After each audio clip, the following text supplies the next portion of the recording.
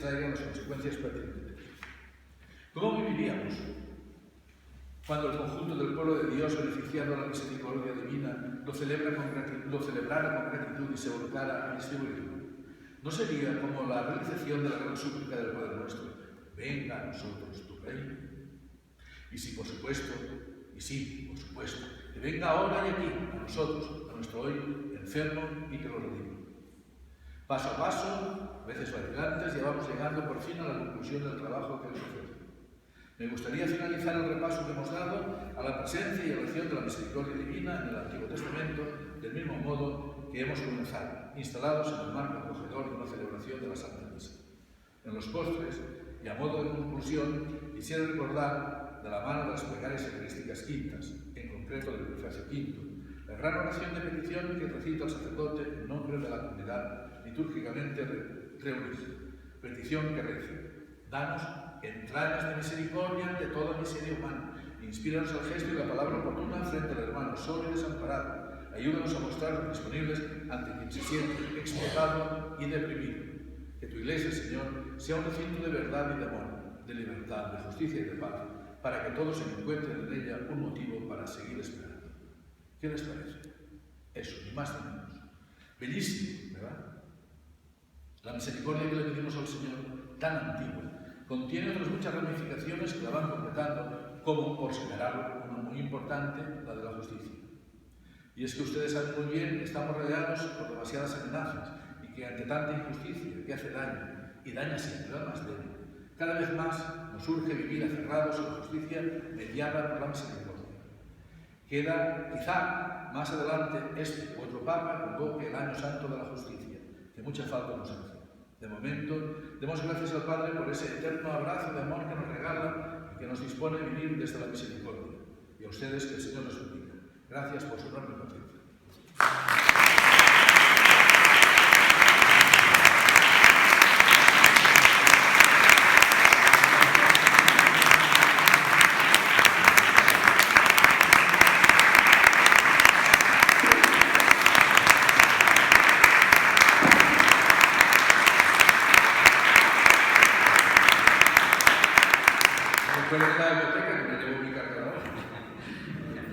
Vean ustedes cómo podemos concluir que la misericordia en el Antiguo Testamento es un lenguaje, es el lenguaje con el que Dios se relaciona con nosotros. Si tuviéramos que hacer hoy o repetir el cartel, a lo mejor ya tendríamos que darle la vuelta a Cristo y que se viera su rostro, porque ese lenguaje, el lenguaje son palabras y la palabra es la que se hizo carne y se materializó esa misericordia en Jesús. Cualquier persona, porque queremos que esto sea algo muy dinámico, cualquiera que quiera hablar, preguntar, decir, opinar, pues puede hacerlo. Nada más que tiene que ponerse en pie y decir lo que desee.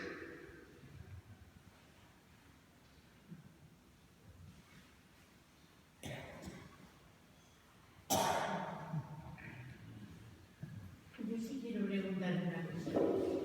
Efectivamente, en la palabra de la Biblia sí que está tan clara la misericordia de Dios que no puede ser más. Pero hoy precisamente le comenté a una persona lo que venía ahora y me dice: en el Antiguo Testamento, si el Dios del Antiguo Testamento es terrorífico, si el Dios del Antiguo Testamento castiga, entonces lo que yo le agradezco muchísimo es que me ha dado usted argumentos para yo poder responder a eso, porque la verdad es que yo también venía diciendo, es que claro, yo soy de la generación que estudié historia sagrada. Entonces, pues en esa historia sagrada me encontraba con historias que verdaderamente eran un poco, pero claro, es cierto, es que la palabra, el verbo, es donde está la base. Y otra cosa que también me hacen muchas personas, yo me encanta la gente joven, por toda mi vida dando clases, porque tengo mucha relación con la gente joven, y hasta en el gimnasio, los niños jóvenes, los chicos jóvenes se ponen a charlar conmigo mientras que están andando en la cinta. Y entonces me dice, Maricarmen, tú que dices que Dios es tan bueno, esto tan horrible que está pasando en Grecia, tanto niño que están muriendo ahogados, que están muriendo de frío, ¿cómo le hago yo? ¿Cómo le respondo yo a la gente que me diga esto? Porque el criterio humano no se puede. Es que, claro, es el gran... Mi idea, la comparto, no sé, y si no sirve, pues la he echado al cesto, no pasa nada. Mi idea, de la que estoy convencido, es que Dios es esclavo nuestro, en el sentido de que nos ha hecho libres y no va a interferir en nuestra libertad en absoluto, de ninguna manera. Pero sí que es verdad que es un problema. Recuerdo, estaba yo en una parroquia, recordarán ustedes el huracán Mitchell de Honduras. Y gente del consejo pastoral de la parroquia me interpeló en ese sentido. ¿Dónde estaba Dios? Yo hice mi pobre respuesta a esta misma y no lo metí. Y al poco tiempo nos llegó una carta de una religiosa hija del pueblo, de la parroquial, misionera, que estaba allí en Honduras, y nos comentaba cómo en la misma mesa de ricos y pobres Dios estaba reconstruyendo aquel desastre.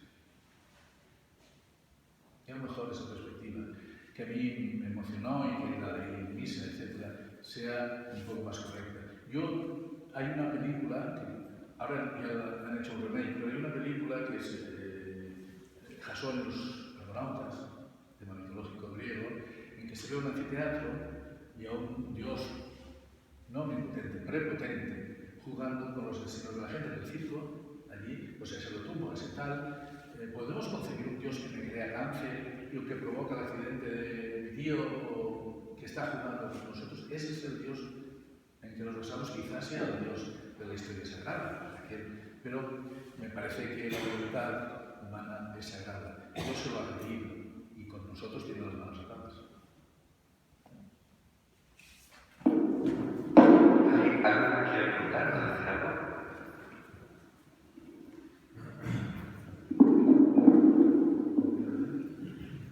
Pienso que la clave precisamente está en el rostro humano de Dios. Por eso, cuando hablaba de si estaba esperando el momento de darle la vuelta al cartel en el Antiguo Testamento, nunca vimos el rostro humano de Dios. Y si lo vimos a través de las personas del Antiguo Testamento. Es verdad que se habla de un Dios justiciero, más que un Dios de amor y un Dios de perdón. Pero también es verdad que efectivamente yo también vi algo similar, no con el huracán, fue con la célebre catástrofe aquella del tsunami que Sri Lanka, toda la zona esta de la India, y le afectó y tal. Y decía un periodista, ¿dónde estaba Dios? Nos preguntaba, ¿dónde estaba la misericordia de Dios? Diciendo, ¿cómo puede Dios permitir esto?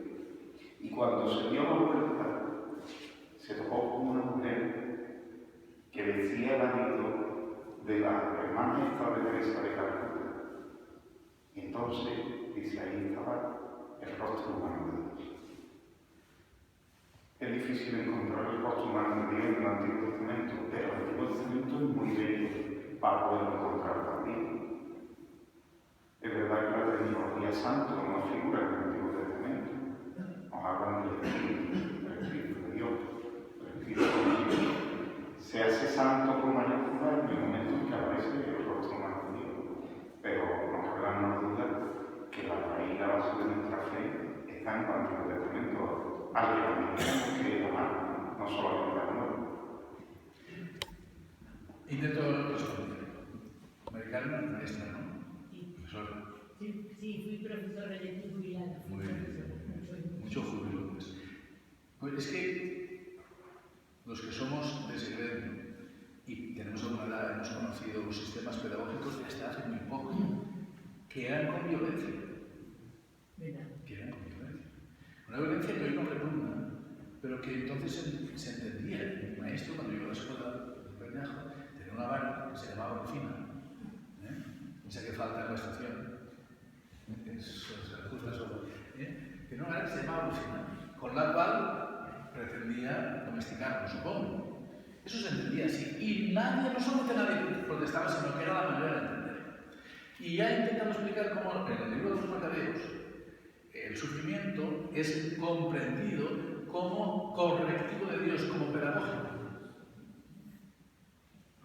Es decir, si Dios me hace sufrir es porque necesito corrección. Y todos sabemos que Israel, por desgracia, se purifica en la persecución. Más os puedo decir. Ese pensamiento es un pensamiento incluso precristiano. El propio Séneca tiene una obra que se llama De Providencia, sobre la providencia, y que luego de esa obra toma algunos aspectos, el propio, o converge con ciertos pensamientos paulinos. La propia, hoy en un grupo de WhatsApp habéis puesto a alguien el tema del atleta, ¿no? O los señores. Y entonces eso lo dice ya Séneca, es decir, el que más es un misterio, que el que más cercano, el más humilde es el que más sufre en muchas ocasiones, pero ese sufrimiento, dice él, es un sufrimiento para aprender, porque es el más querido de Dios, es el que más sufre. Eso lo decía antes y porque eso es una especie de ejercicio. El atleta que va a ir a los Juegos Olímpicos tiene que sufrir cayéndose y tropezando muchas veces contra las vallas que ha de aprender a saltar.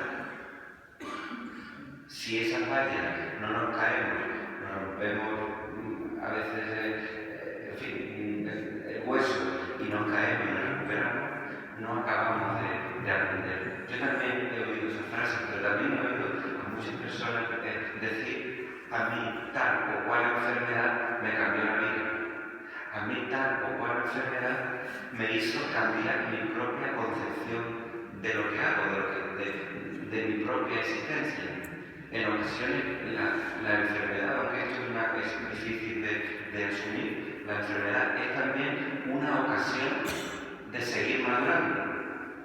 Si no la tuviéramos, no tendríamos el stock delante que necesitamos para reflexionar, para meditar, para reconducir lo que es nuestra propia existencia. Entonces, en realidad es un misterio y en muchas ocasiones tampoco hay que intentar interpretarlo todo, porque eso es algo que también se decía, ¿no? Cómo poder comprender lo que muchas veces es incomprensible y luego inefable, que lo podemos explicar. En cualquier caso, más allá de nuestras situaciones personales, más allá del sufrimiento, el mensaje que los cristianos damos a la sociedad es lo que he dicho antes, es que Dios tiene unas enormes entrañas de madre y que en esas entrañas es en las que se materializa su comprensión más allá de cualquier situación totalmente incomprensible. Y cuando muchas veces os digan eso, personas, el mejor servicio que se le puede hacer a esas personas no es explicarles, es acompañarlos. Muchas veces querer y muchas veces es simplemente estar. Yo suelo decir que los perros nos dan una lección todos los días. Hay gente que tiene perros y la gente que está por las calles abandonadas, todos tienen perros. Nunca habéis preguntado por qué. Los que tienen perros en casa, yo tengo uno, sabréis que ni te hacen la comida, ni te planchan, ni te friegan. Sin embargo, están. Y te están demostrando día a día que querer y amar es simplemente estar, no hacer. Nosotros pensamos que querer es hacer muchas cosas. Estamos siempre, por tanto, enfadados porque mi cumpleaños no han hecho, el visante no han hecho, tal. Nunca me han hecho, nunca me han correspondido. Pues eso Dios está. Y entonces, en ese sentido, cuando nos pregunten eso, tampoco tenemos que sentirnos obligados a justificar lo que realmente no podemos justificar. Pero sí podemos estar y acompañar y oír el grito, el lamento, porque eso también es el Dios misericordioso, oír el lamento de su pueblo. Pues a lo mejor es ese el papel cuando no sabemos qué responder. Bueno, ¿alguien quiere decir más cosas? Brevemente, yo creo que Ven aquí porque me llega. que ha apuntado Marco, una idea que por lo menos lo veo así, me han enseñado que puede ser complementaria de la que usted ha apuntado, que es esencial, que es la de la libertad, ¿no? Y Marco, a su manera, ha apuntado la que yo digo, que es difícil de entender probablemente desde el punto de vista material, desde el punto de vista humano, pero para mí es una clave. Y es la respuesta a la pregunta de si del mal, que tenemos por malo, objetivamente, realmente, se puede sacar un bien que tenga la respuesta positiva, tsunami o cualquier catástrofe. Es que a esa pregunta, entiendo yo, desde la respuesta positiva, pues tiene una fe arraigada y puede entender mucho mejor. Entonces, sí, no sé. He tenido ayer y anteayer 2 seminarios. Y en el primero hablé de los fracasos de Jesús. Y luego hubo gente que me interpeló cómo es eso, los fracasos de Jesús. Y los desarrollé en el segundo, porque ya que me lo dijeron, efectivamente, que Dios se ha convertido en malo. Que la muerte de Jesús y su descenso al infierno está en nuestra salvación. No se trata de un Dios terrible que necesite la sangre de Jesús, sino que, dado que lo hemos crucificado, Él eso lo convierte en redención. Efectivamente, estoy convencido que el mal existe y Dios entiende eso. Habrá que tener el corazón en sintonía con Él, si no es difícil recibir si la puerta está cerrada. Estamos en una sociedad muy arrogante, que pretende invadir ámbitos sagrados como es el misterio. Y yo sé, vienen los novios a casarse y ¿qué hace falta? Que nos conozcamos. ¿Cómo están atrevidos? Si no me conozco yo a mí mismo, que llevo conmigo toda mi vida. Pero además, ¿cómo te atreves a vulnerar el espacio sagrado del misterio que es el otro para ti? Y lo es para él mismo. Y sí, pues ahora resulta que lo importante es conocerse mucho. Si llegaran a cumplir eso, sería la vida aburridísima. La vida matrimonial sería lo mismo y un poco de eso me creen. Pero con qué arrogancia tratamos, profanamos ámbitos que no nos corresponden. Porque el otro para mí es sagrado y es un misterio. Y no se puede tocar. Y nos vamos allá dominando y analizamos y le comprendemos y psicológicamente actúa así y se comporta de tal manera y no sé qué, no sé cuántos. Con un atrevimiento. Los ámbitos sagrados son sagrados y son misteriosos. Y son misteriosos precisamente porque es bueno que lo sean. Porque el día que los psicólogos los comprendan bien, estamos perdidos, porque estaremos dominados.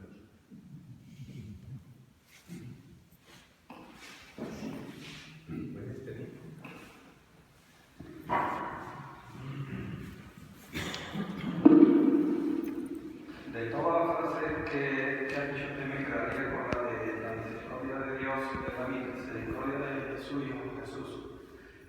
Yo, a través de esto, le hago una pregunta, me gustaría que la respondiese. ¿Jesús necesitaba redimir a su Padre? ¿Perdón? ¿Necesitaba redimir a su Padre? ¿A su Padre? Es muy fuerte lo que estoy diciendo, pero me invita a lo que hemos hablado antes. Después de lo que estamos viendo en este mundo, Jesús no solo vino a salvar al hombre, creo que él echó un cable también a su Padre. Yo me va a perdonar, pero no lo veo, porque precisamente el cable es Jesús, tal como yo lo comprendo. Y por consiguiente, no veo que... porque además plantearlo en términos de necesidad, necesitaba redimir a su Padre, ¿de qué iba a ser redimido Dios? ¿Y qué necesidad había? Ninguna necesidad, ni siquiera de la muerte de Jesús, ni de la tuya, ni de la mía, ni de la de nadie. Es decir, no se plantea en términos de necesidad, sino que Jesús muere y Dios lo convierte en un acto de salvación, que es distinto. Pero